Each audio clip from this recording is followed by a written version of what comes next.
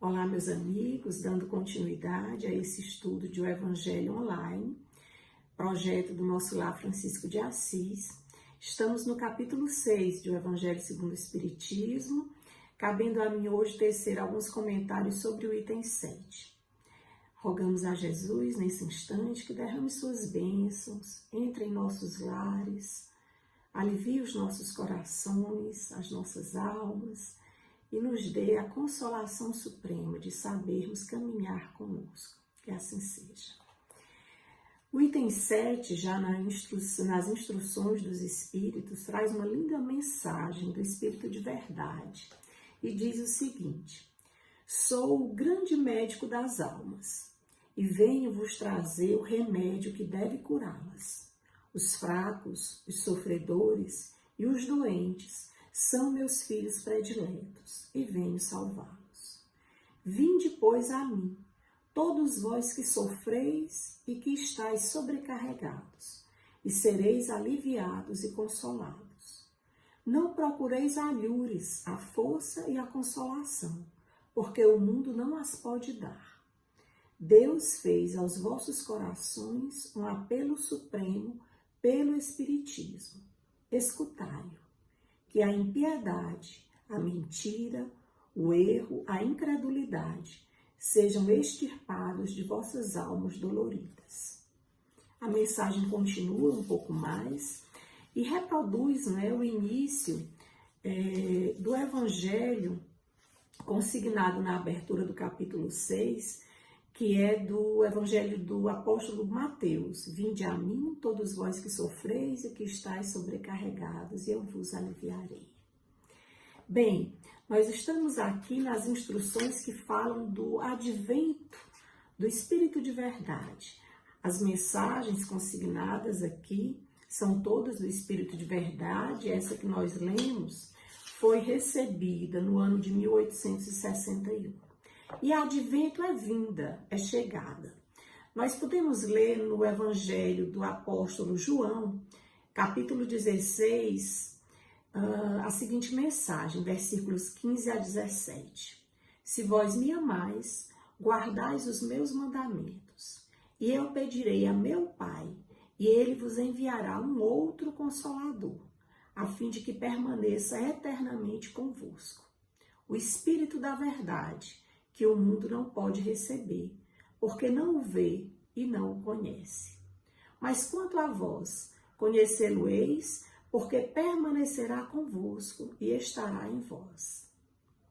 Mas o Consolador, que é o Santo Espírito, que o Pai enviará em meu nome, vos ensinará todas as coisas e vos fará relembrar de tudo aquilo que eu vos tenho dito. Jesus tinha efetivamente predileção pelos sofredores. Ele anunciou que não viera para os sãos, mas para os doentes.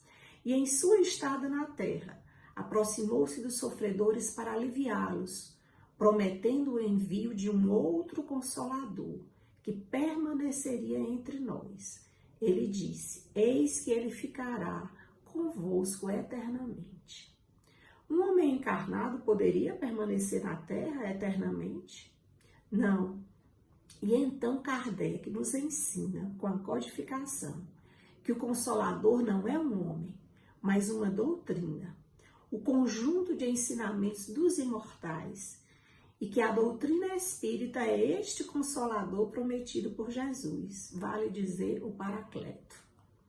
A palavra Paracleto tem vários significados, e todos são consentâneos com o papel que desempenha a doutrina espírita no mundo. Paracleto é aquele que foi chamado para estar ao lado de alguém, com a função de consolar, esclarecer, ensinar e defender. E os imortais vieram, e a primeira revelação deles foi: eu não morri. E eles falaram para nós. E falou Emmanuel, falou Platão, Santo Agostinho, São Luís, e já se antevê aí a suprema consolação desta doutrina, que prova que a morte não existe. A prova da imortalidade da alma é a primeira grande consolação da doutrina espírita. Cristo foi para nós o grande Paracleto, é para nós o grande Paracleto. E assim como os profetas também foram paracletos. Jesus foi na terra o supremo consolador. E por isso ele nos prometeu um outro consolador, que vem a ser exatamente a doutrina espírita, porque ela vem abrir os olhos da humanidade, esclarecendo uma das funções do Paracleto, para que todos percebam que são filhos de Deus, que são seres imortais, espirituais, destinados à felicidade suprema. E isso é consolador. Destinados à felicidade suprema, desde que se aperfeiçoem suas almas, de acordo com os padrões propostos no Evangelho. Consola-nos, portanto, a doutrina espírita, ao nos esclarecer o porquê das nossas dores, causa, finalidade, e ao nos dizer que elas têm prazo certo de duração, não são para sempre, não mais penas eternas. Consola-nos e nos dá esperança ao nos informar que somos destinados à perfeição. O Espiritismo, portanto, preenche todas as condições inerentes ao Consolador prometido por Jesus, que também disse que ouçam os que têm ouvidos para ouvir. Como assinala Kardec, o Espiritismo vem abrir os olhos e os ouvidos, porque fala sem figura e sem alegoria. Ele ergue o véu, deixado propositadamente sobre certos mistérios, trazendo consolação aos deserdados da terra e a todos os que sofrem, e cumprindo desse modo todas as condições citadas por Jesus em sua promessa, dando uma causa justa e um fim útil a todas as dores.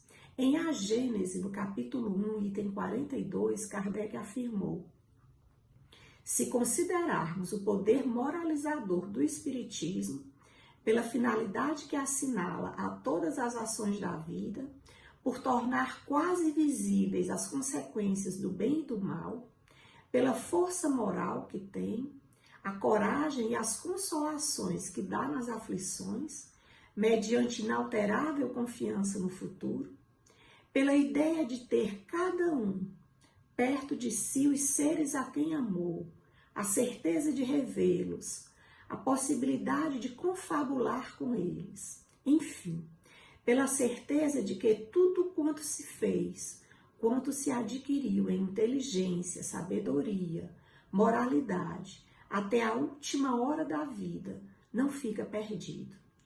Que tudo aproveita ao adiantamento do espírito. Reconhecermos que o Espiritismo realiza todas as promessas do Cristo a respeito do Consolador anunciado. Ora, como é o Espírito de verdade que preside ao grande movimento de regeneração, diz ainda Kardec, a promessa de sua vinda se acha por essa forma cumprida, porque de fato ele é o verdadeiro Consolador. Essa mensagem está na Revista Espírita do mês de setembro de 1867.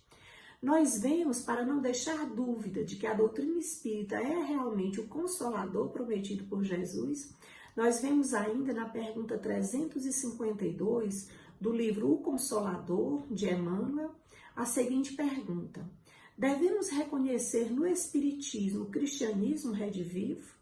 Emmanuel respondeu: o Espiritismo evangélico é o Consolador prometido por Jesus, que pela voz dos seres redimidos espalham as luzes divinas por toda a terra, restabelecendo a verdade e levantando um véu que cobre os ensinamentos na sua feição de cristianismo redivivo, a fim de que os homens despertem para a era grandiosa da compreensão espiritual com o Cristo.